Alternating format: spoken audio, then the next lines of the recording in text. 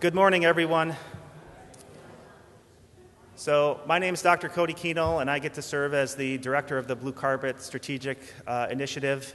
It's my pleasure to get to welcome you here today for our inaugural full-time faculty Blue Carpet Training Day. We need to have a better name for that, so I'm open to suggestions. Without further ado, though, I'd like to introduce and welcome Dr. David Decker to the stage, who's going to kick off this inaugural first-time event for us. Dr. Decker.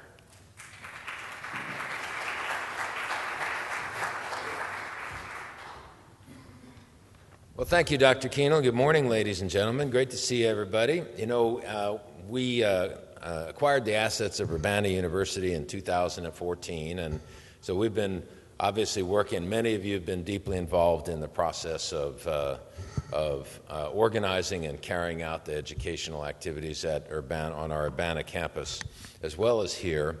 And so we've all, learned from each other in this process. And one of the good things that we noticed that the Urbana University did was they had a regular annual sort of confabulation, get-together, whatever the term would be, of the faculty to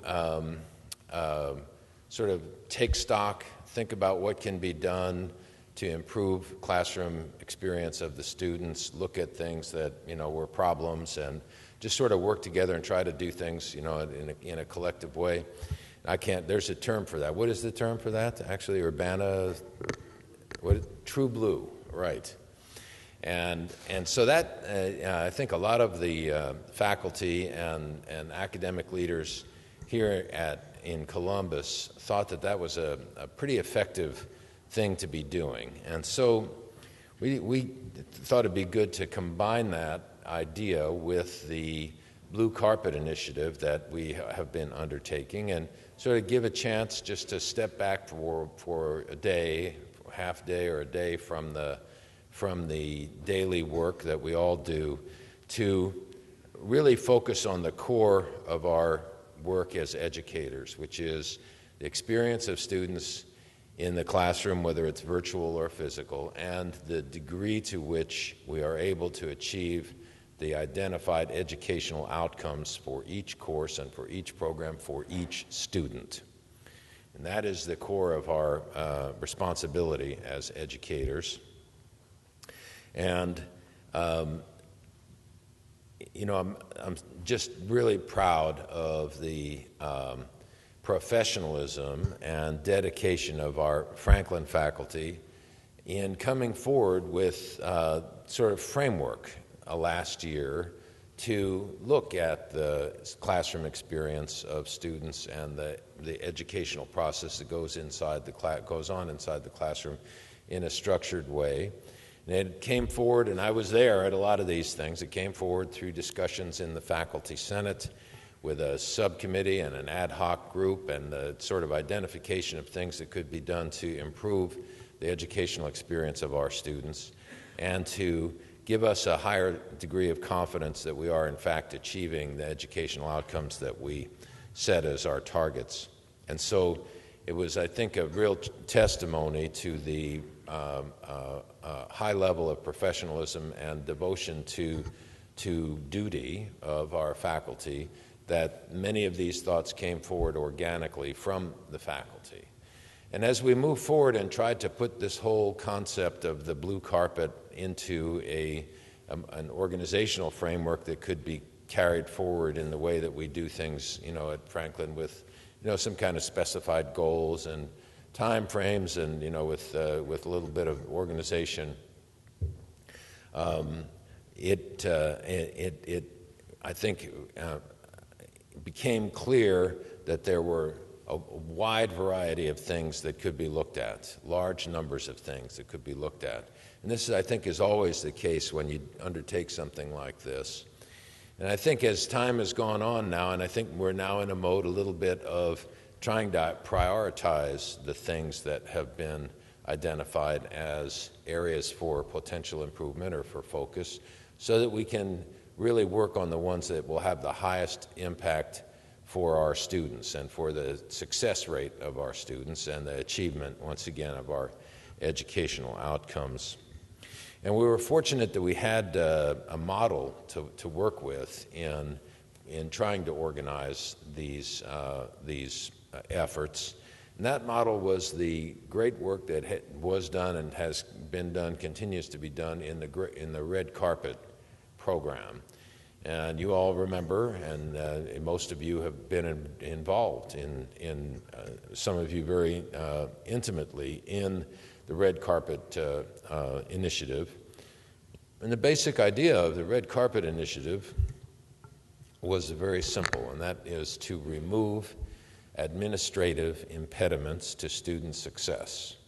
That was the objective of Red Carpet Initiative as a whole, because we engage with our students in two major ways. One is in the educational way, but then there's a whole administrative envelope and infrastructure that surrounds the experience of our students that is also essential, and that is advising and financial aid and registrar functions, all of these things, admissions, all of these things which are essential elements of the student experience outside the classroom were the focus of Red Carpet.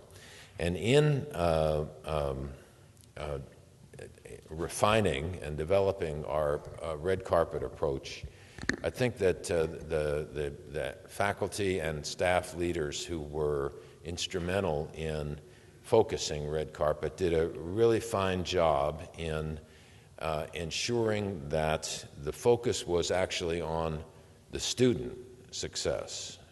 I mean, the goal of the Red Carpet Initiative was not necessarily to increase the convenience or the ease of the staff, or the registrar's office, or the financial aid office, or any other department. And certainly some of the things that were done and have been done through the Red Carpet Initiative made things easier for staff, and some of the things that were done were sort of neutral, and some of the things made things harder for the staff.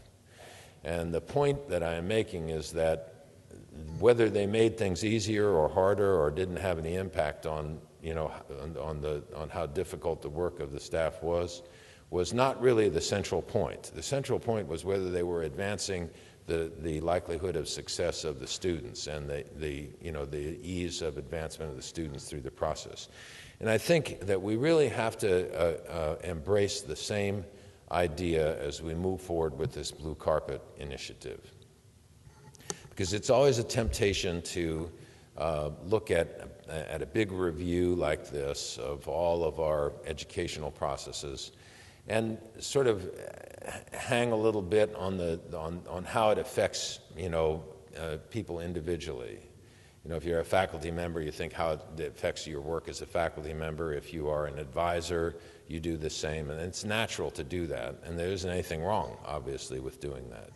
So long as we remember that is, an aspect of this, but not the central aspect. The central aspect has to be, what is the impact of the things that we're doing on the achievement of educational outcomes that we identify for every course and every program, and the likelihood of student success in our programs. We want every single student to achieve every single educational outcome and every single one of them to walk across the stage and get their degree. That is our goal. And so I just want to ask all of you to bear that in mind as you go through, when you work on the details of things. It's always good to have a sort of anchor to look back on, and that prism of student success and the student experience, I think, has to be that prism. Our university is obviously operates in a very competitive environment. I know each one of you would agree and understand that the success of our undergraduate programs is an essential element in our survival and in our success and prosperity as a university. And obviously the experience that students have when they are in the classroom, whether that's virtual or face-to-face, is a key element in our ability to attract new students. You all know how important word of mouth is, and friendships and so forth in the recruiting process. So these things all sort of work together, and if you really believe that it's essential that we continually strengthen and enhance and improve our undergraduate offerings, both for the basic educational purpose and also to attract students and continue to be successful, then I know that you will follow the practice of looking at all these things through the prism of student success and educational outcomes. I'm confident that you'll do that because that's what the faculty has always done at Franklin University, and I know that you will continue to do that as we go through this process.